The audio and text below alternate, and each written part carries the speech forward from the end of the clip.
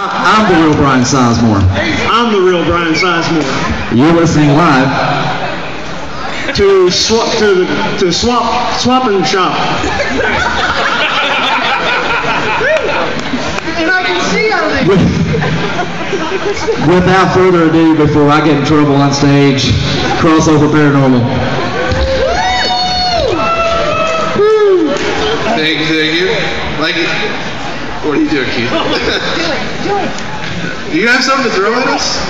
Anybody else bring tomatoes? We just want to know before this guy starts throwing stuff at us. Potato. Potato? Oh, yeah. Those don't break. Yes, they will. No, they won't. They will here. That's probably true. Like I said, we're CrossOver Paranormal. This is Jeff. I'm Nick. This is Brian. We're going to tell you a little bit about our paranormal playground, Poasttown Elementary in Middletown, Ohio. So I'm going to let Brian kick it off with how we came about this place. That was awkward. So about 2 years ago, I get a phone call from a friend talking about his uncle has a school that he lives in. So right away, I'm kind of intrigued. I'm like, wait a minute, this guy lives in a school. And supposedly had a lot of things going on. Wanted us to come in and check it out. I'm thinking the same thing Nick thought. I'm thinking it's one of those old one-room old schoolhouses, you know, for the guy to live in it. And I pull up and I'm like, oh my God, it's a big school. 3 stories to be exact. And right out of the gates, which those of you that investigate know that doesn't happen very often, is, you know, we got activity right away. First night we were there.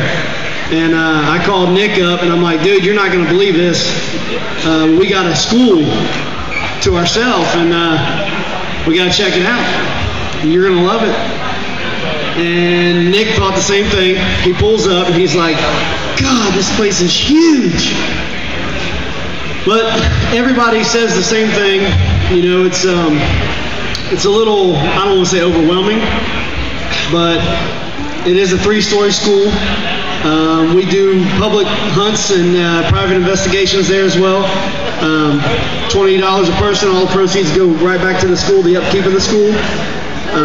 So you can contact us if you want to come and check the school out. You can also come April 27th, 28th, and 29th, Mid-Ohio. Jim O'Rear's going to be there. Mr. Houdini will be there. The Booth brothers, and yeah, he disappeared. But so you guys come up there, and you'll be able to see the school and check it out too. We've had a lot of activity in the school, and we've been blessed and lucky enough to do work and build a good friendship, a good relationship with Keith Age and the Booth brothers, and was lucky enough to have them come to the school and film part of Children of the Grave 2 with them. That'll come out April 1st, and my ghost story on the Biography channel, April, so you can check the school out there as well. Nick, or Jeff, that's actually, the school is actually where we met Jeff. Aaron came down and was helping us out doing an event for my son's got a brittle bone disease. It's called OI, osteogenesis imperfecta. And we wanted to raise awareness for OI, so Aaron came out and flexed his pectoral muscles around the school a little bit and helped out. Completely lost train of thought. Oh, and so I'm standing on the porch with Aaron. Aaron gets a phone call. He says, well, here, let me just hand the phone to you and you can talk to the guy. It was Jeff who was on the other line. Jeff seen on Facebook that we were doing an event for my son's bone disease, and right away he's like, I want to help. How can I help? What can I do? What do you need? It was just like, I mean, all he wanted to do was come and help. So Jeff came and brought a couple costumes, and it was just like, I mean, instantly clicked. You know, it was friendship right away, and he's always been intrigued by the paranormal. And we figured after so long of a friendship with each other, we figured, man, what are we doing? We gotta have him in the team too. And so we brought Jeff on at Scarefest, and it's been a great time ever since. So without further ado, here is Jeff Wickedbeard Cochran.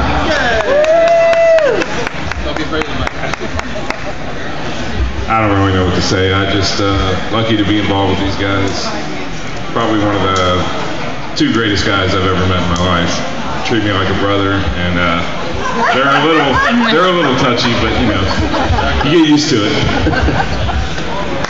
No, I went to Poasttown to help out with the Brittle Bone event. Really liked what I saw, and I enjoyed hanging with the guys, and I just wanted to get involved. So they were gracious enough to accept me in, make me part of CrossOver. Haven't had a whole lot of stuff involved with Poasttown. I've had a few recordings, some voices, some bangs here and there, a couple doors slamming on us. Other than that, mostly we host events. We bring people through, we show them around. Usually a lot of people in the school, so it's hard to really get a lot of good evidence. But we've done a residential hunt the other night, and that turned out really nice. We helped the homeowner be a little more at ease, and we got a lot of big events coming up soon this year. So looking forward to it. But other than that, we're just going to keep pushing on, and hopefully bigger and greater things for the future.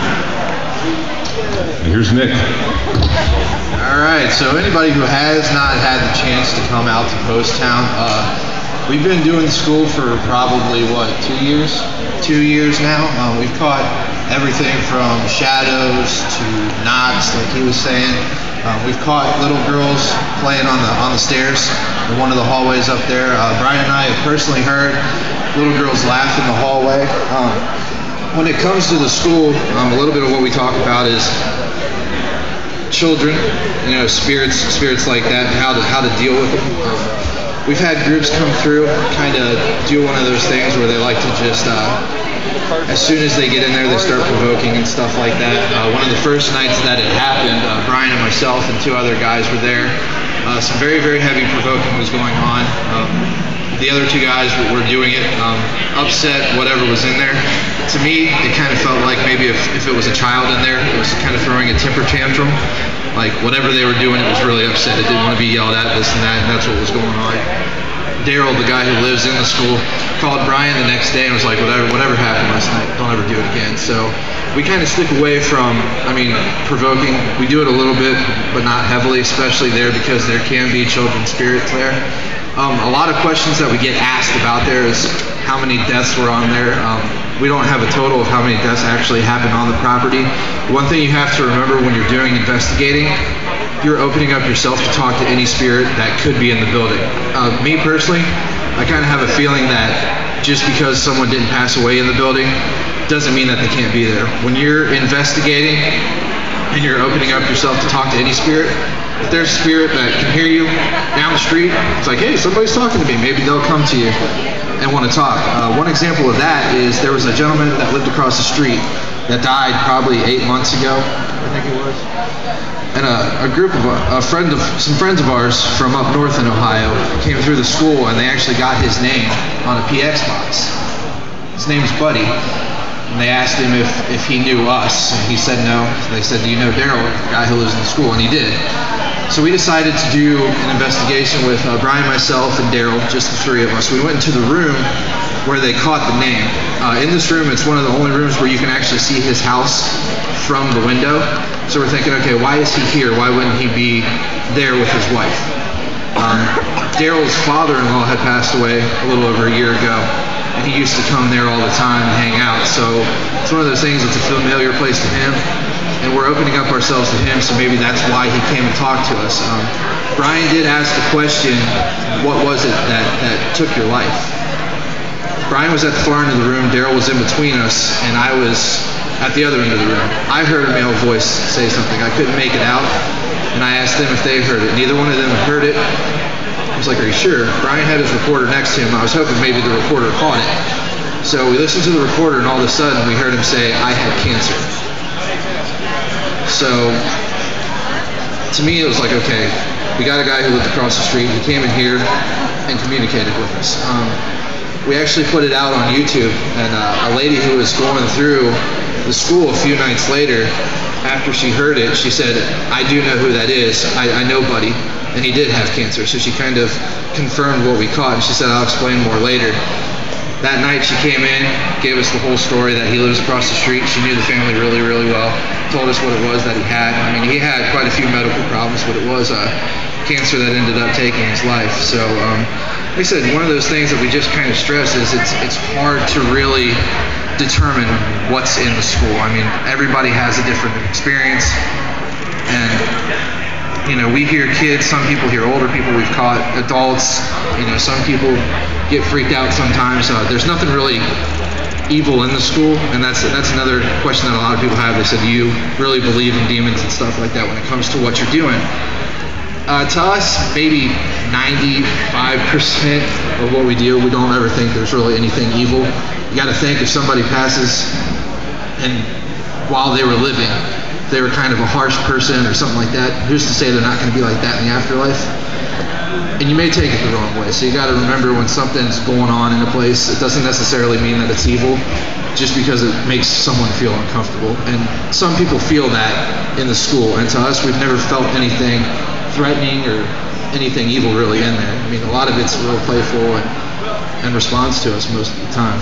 So that's just kind of a lot of how we do the investigating there. We don't like to provoke. Daryl doesn't like people provoking in the school at all, just because of some of the experiences. I mean, when you go into a place, you got to remember, if you go in there and provoke, you get to leave.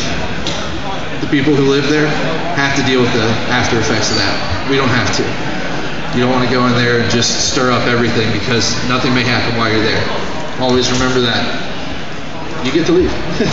You don't have to deal with what goes on afterwards, and usually you'll get that call like, okay, we don't want you guys to come back. And we definitely don't want that to happen, especially at a place like Poasttown, which is kind of a home base for us. So, I mean, we love it, yeah, I mean, you know, so that's how I feel about what we do at the school. A theory that really sparked my interest was, I was talking to a previous pastor of mine, the church that we were attending, and this pastor said that he found what we do intriguing. He said, how do we really know what heaven and hell really is? He said, how do we not know that maybe some of these spirits that we're encountering and we're communicating with, some of their happiest moments in their life may have been at the school. So that could be part of their heaven. So some of the stuff we capture, may just be them, on their side in their heaven, which I found